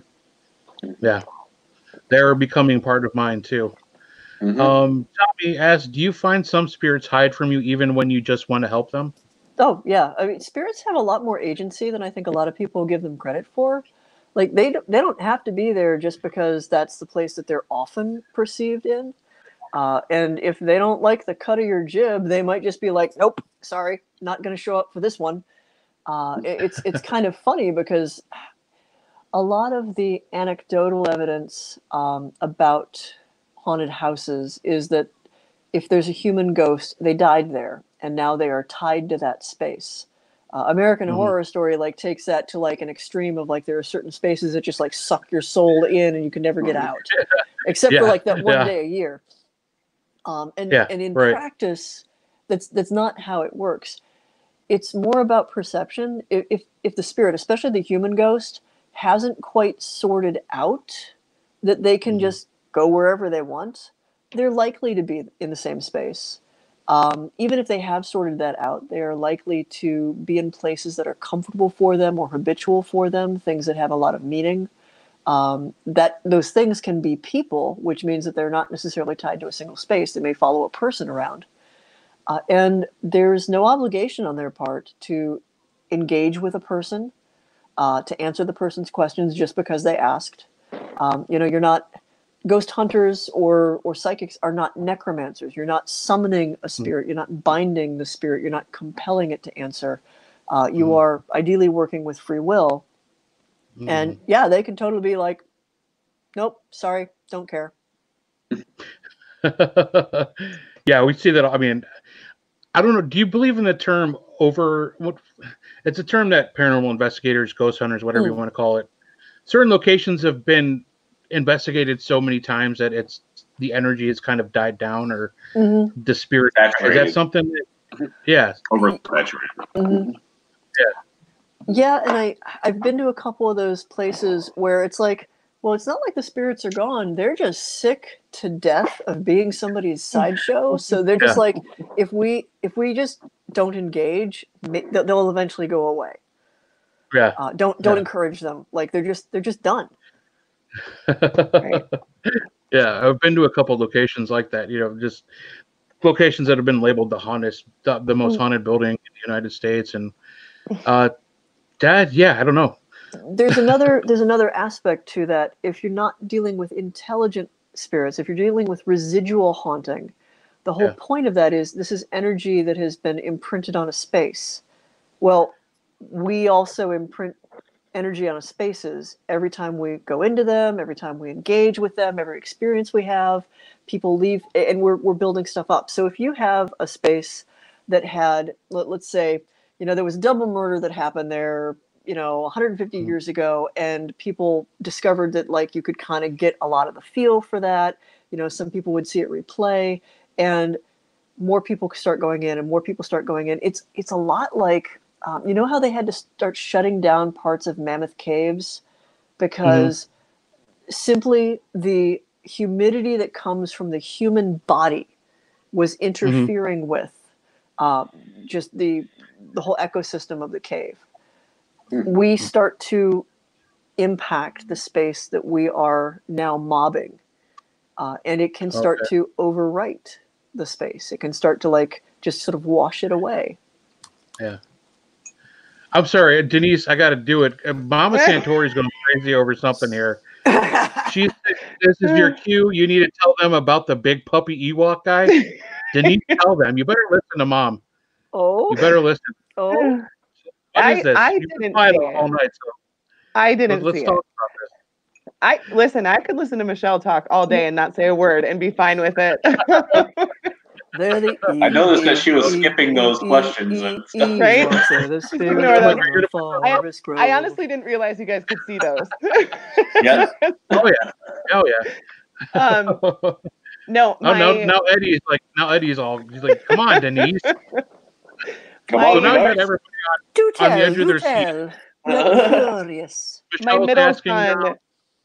My middle son has been seeing stuff in the house, and he was having a hard time sleeping. So naturally, I call Kathy Santori and say, send your angels over, work your magic, do something, like fix my house. And she said that when she got here, when she got here, the first thing she saw was like a dog kind of creature like run out of my house. And wow. She said that she thinks, I forget the exact words, that it was like my kids are like Harry Potter magic. They created it somehow. Oh, wow. Yeah. And then she said that there was a guy standing in the hallway. Yeah. Who knew? She said there was a guy. Thought forms are a thing. Well, hopefully, I think she got it out of here. She said she chased it out. But then she also saw a guy in the hallway. She said he knew I was coming and he was waiting for me in the hallway. And that's where all of my kids have actually seen him at separate occasions. And I've seen him, and all of us have seen him in the hallway. But how dare you keep that story from us? Nice. Well, Denise, welcome to the show. It's an open book. You have to tell all your secrets. Well, it's interesting to me because I saw him just plain as I actually woke my husband up and said there's somebody in the house because I thought it was a man in the house. Yeah. But my children, all three of them at different times have told me that there's a man who has horns like a goat in the hallway. So he's just showing himself to the kids that way, to scare them or whatever. But so Kathy got to telepathically come to my house and experience all those things. Yeah, if you ever saw Beetlejuice, the movie, all of us probably did. One of the things that's actually accurate in there is once a human ghost figures out that they can like change their form, project whatever they want to project, they can do that. Like there's a lot more malleability. Most of them will appear the way that they kind of their either their most ideal self or the way in which they are most emotionally invested in appearing. And once they figure out that they don't have to do that, they may like race all up and down their timeline. So you have a little child ghost, but the person who died there died in their 80s, but is really just enjoying being 5 again. And that's the same ghost. That's the same person, just having a different experience because I mean, he can. And Right. and yet changing, a lot of people were like, I saw this shadow, and is it a shadow person? Don't rule out that it is a perfectly ordinary garden variety human spirit who either is not clear on what they look like. They just remember a vague human shape, and so they look shadowy. Or is hiding who they are, maybe because they don't want to scare you, maybe because they're uncertain and they're just kind of like, I need to get to know you before I show you what I look like. Or you may not be able to perceive finally their features. There's a whole lot of factors with it, and yeah, I wouldn't like Goat Man could totally just be like I didn't know that was a thing. having fun, looking like Goat Man, just because. Goat Man. Adam Kimmel's got a whole bunch of stories about Goat Man.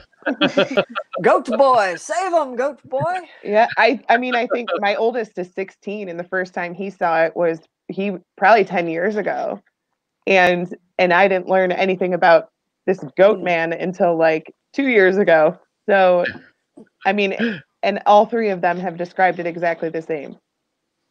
Wow. I love how we can just say your garden variety human spirit on this show, and none of us bats an eye. Right? No big deal. Just what are you worried about? Joe dead guy. Yeah. And I got thought forms and all the rest of it. Right. I got some very poor advice on how to get rid of it when we moved here, like 10 years ago.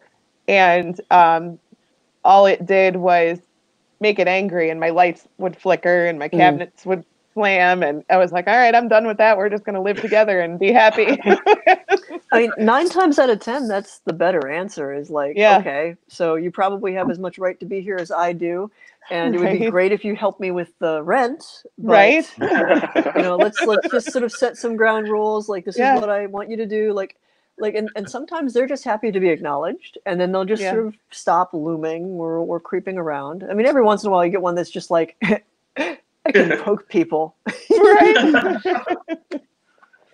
I mean, it doesn't seem bad, like my youngest will come out and say, it felt like somebody was holding my hand, but there was nobody in my room, or it felt like somebody was rubbing my back, but there was nobody there. Things like that. So it's generally not scary, but when you show yourself as a goat while the kid's trying to go to sleep, that's not nice. That's a yeah. Can we not? My rule is don't show yourself in a mirror. No, that's a good one. That's a good one. I'll tell them, I'm like, you guys could stay here, just don't do that. Yeah, never in a mirror. My rule has always been, do not touch my daughter's dolls. Do not inhabit them. Do not possess them. Do not move them. Leave them alone. The house is yours otherwise. Maybe do some dishes. That'd be great, but Yeah, right? Pay an electric bill? I don't know. That would be nice. Eileen said, I think that's why people think they are seeing demons, but they aren't. Just people changing their form. And yeah, I would agree with that. Yeah, I mean, people will toss out demon like it's candy just because they're like, fuck, I don't know what it is. I don't know what I'm looking at. Like it's dark, it's shadowy, therefore it must be evil. I guess it's a demon. Right. Or it sounded like a growl. Yeah. Or I got scratched, or I mean, it's one of the reasons, like with Inspiration House, Uncle Tony has gotten some really intense screams in EVPs from the basement. Yeah, I've heard that. And the first couple of times, like, I mean, this was like, it clipped the microphone, like it screamed so loud. But I heard it was unreal. Oh yeah, like I watched like all of the hairs in his arm just like stand straight up. Scaring an old seasoned biker like that was pretty impressive. But and I suppose like I could have jumped to the conclusion of like, oh, there's something evil in the basement. But I'm like, is it evil, or is it just trying really hard to communicate? And it's just not understanding, like, is this thing on? Right. Yeah. Yeah. Like you said, I could talk into this thing and you're not hearing me. So let me talk louder. Yeah, I mean, I think for most part, honestly, a lot of the time people perceive something evil that I have to say that's because they've watched too many TV shows. But it seems to be such a popular term now, with movie upon movie about it, the subject, and what they see on TV, and just stories, and it's. Mike and I always say it's usually just a pissed off old guy. Yeah. Wants you out of his house. Christy says, I love Michelle's opinion on the spirits with two sides or personalities. I mean, the first opinion is most spirits, especially dead humans, haven't stopped being human in the way they interact, in the way they emote. And so there are a lot of people who, depending on circumstances or what you do, like they can be sweet as pie and then just... and so it may be a human spirit where that's just part of their psychological makeup.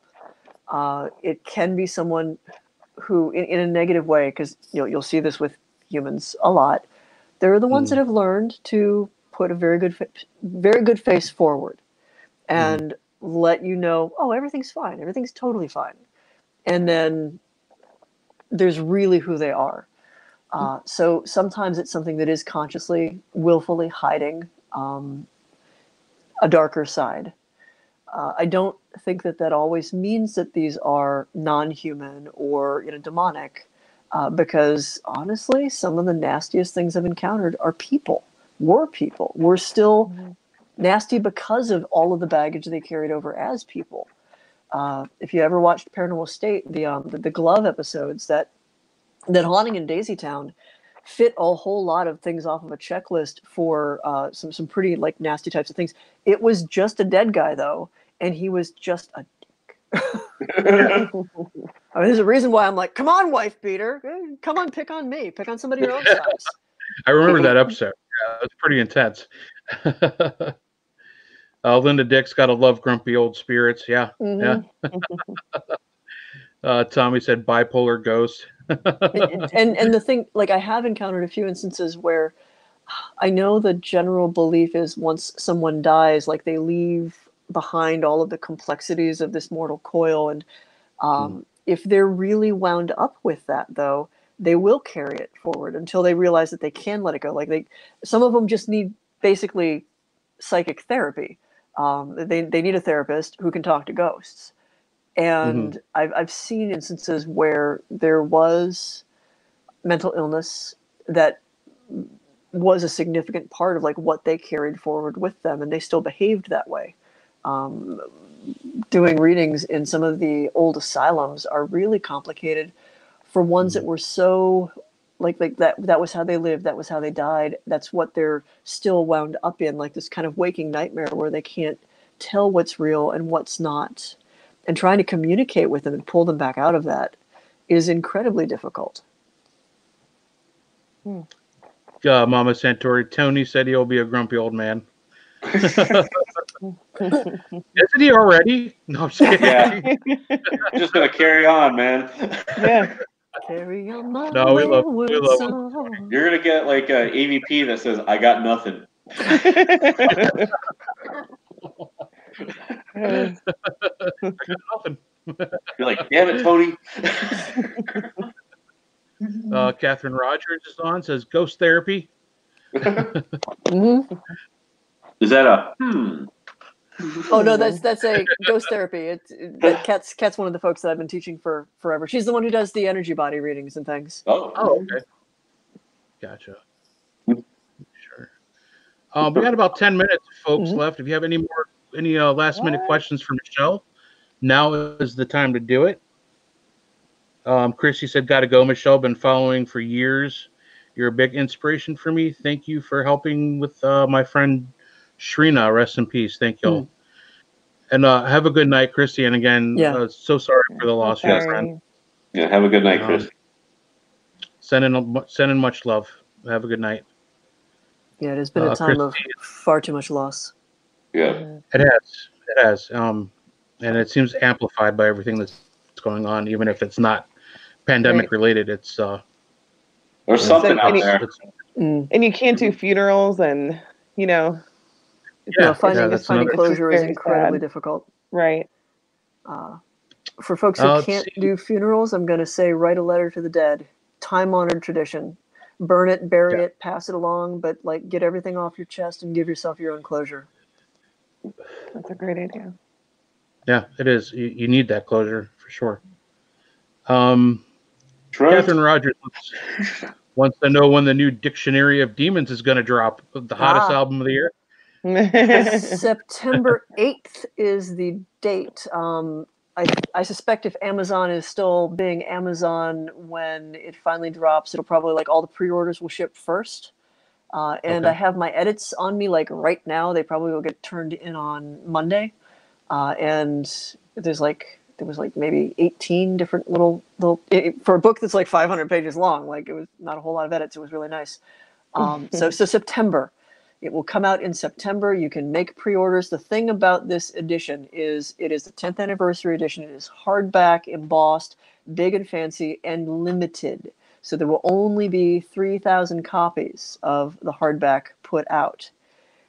After a year, there will be a soft cover, or your give and take. I don't know, like, the publishing industry metric for it. But so if you want the hardback, you want the big, chunky, like, embossed, fancy, like, gilt edges and everything, get on it. I do. There will only be 3,000. And gotta get it. All right, give me the 411 on that again, Michelle, so I get on top of that. Let us know. Send me a reminder. Yeah. You better remind me, Ray, then. No. I'm going to buy all the copies. I'll let you look at it. We can't touch it. I'll just turn the pages for it. Audrey has a question for you. Have you ever been to a place that made you feel really uncomfortable, where you actually had to remove yourself? There's been a couple that have been really unpleasant to be in. The hardest one, I think, was in Southern Ohio, where a woman had hung herself 3 weeks prior. I did my job. I was there to do the stuff, but that was incredibly difficult to stand in. So when I was still kind of a baby psychic, like really working out that I could kick the butt of spirits that were messing with me, and that exactly like how those mechanics worked, I stayed at a hotel in Milwaukee for a gaming convention called Gen Con that some people may have heard of. And one of the rooms that they moved us to, we were in this really cool one to begin with. And of course, since it was like, 5 of us all sleeping in a room together and, gamer stuff, we ended up at this different one kind of in the basement of the hotel. And it was just something felt wrong in the room. And myself and my best friend, both independent of one another, fell asleep and had like hag attack, like night terror kind of stuff. And the thing is, this is where I developed is it sleep paralysis or is it something paranormal? When two people sleep in the same space, they have not conferred with one another, wake up and have had the exact same experience and the exact same perception, I'm going to say that that's paranormal. So something was not okay in that room. I did not like being in that room. We checked the heck out of that room as quick as we could, and I still kind of promised myself eventually I will go back and kick it in its teeth. Get it, Michelle. Yeah, it nommed on me pretty good. I had to do like that. They're like, try to claw out of this like experience of this thing holding me down in the bed, and it was not fun. Yeah. D-Lynn's asking any recommendations in overcoming hardcore religious teaching as an empath. I mean, my first thing would be patient with yourself, be compassionate with yourself, and allow yourself as much as you can to have your experiences and just go, how does this make me feel? I mean, I know you're saying you're an empath, but like more, does this feel dangerous to me? Does this feel okay to me? If God, I'm going to assume that your background is probably Christian. If God is an all good and all loving and all seeing being who has my best interests in mind, would he love me for this, even though maybe my parents or preacher told me he doesn't? Is God bigger than human narrow-mindedness?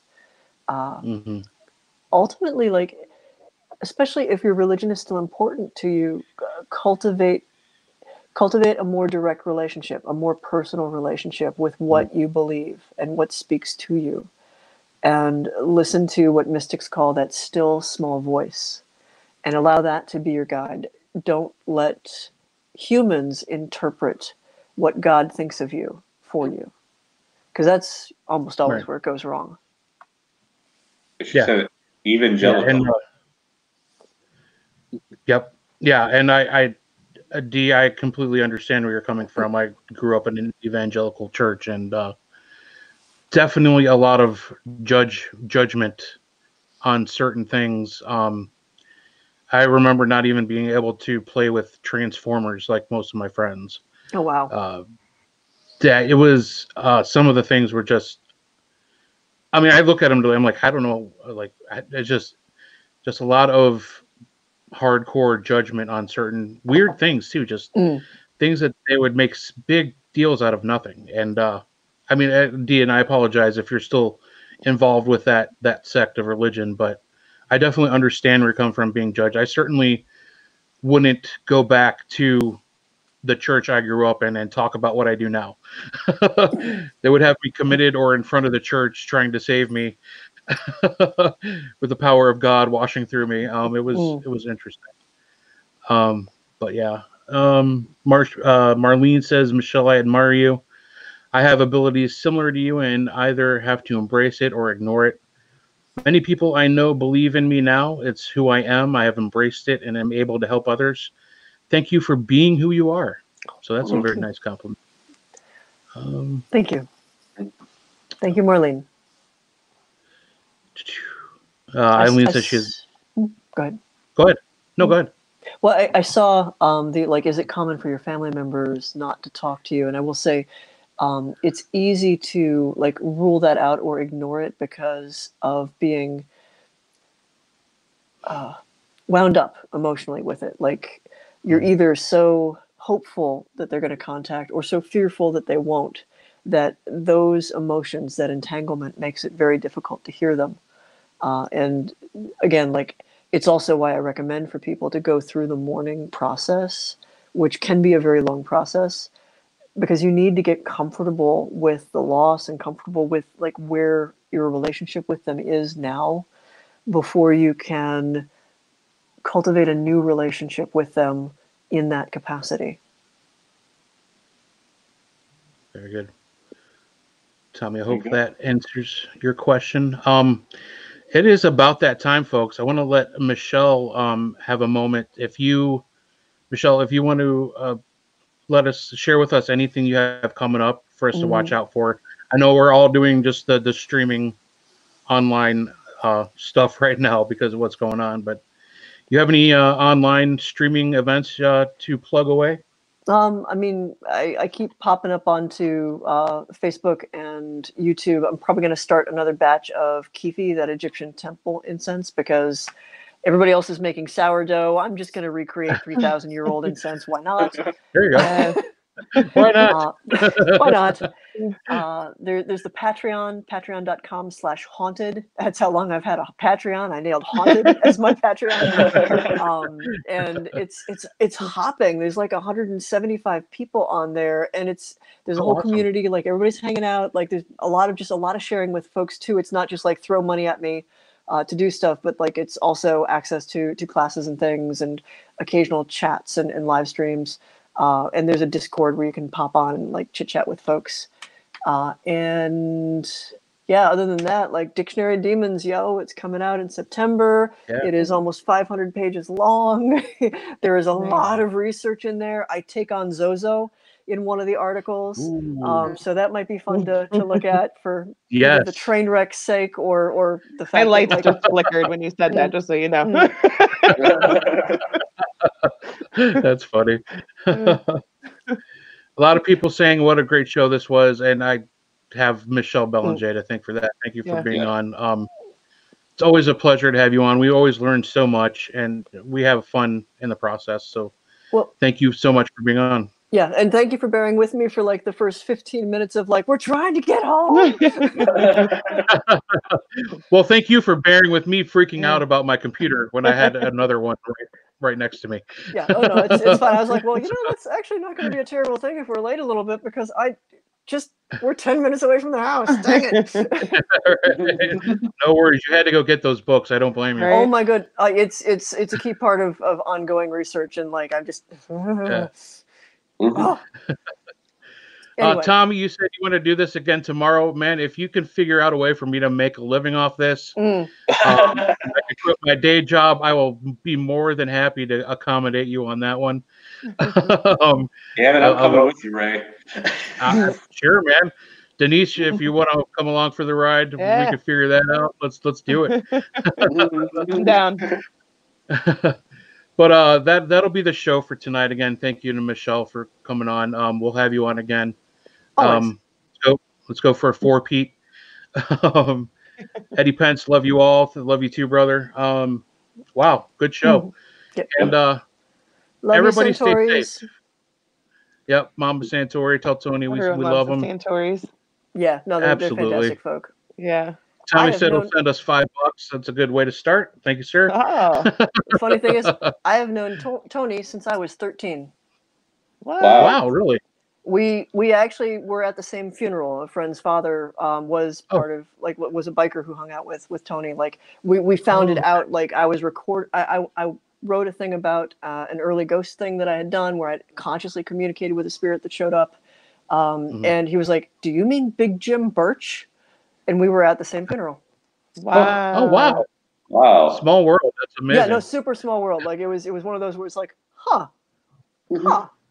Very cool. That's super cool. That's awesome. I mean, not the stuff that happened to Jim, but yeah. Right. Yeah. Obviously. All right. Yeah, well, I mean, I have to say it because some people are kind of insensitive. That's true.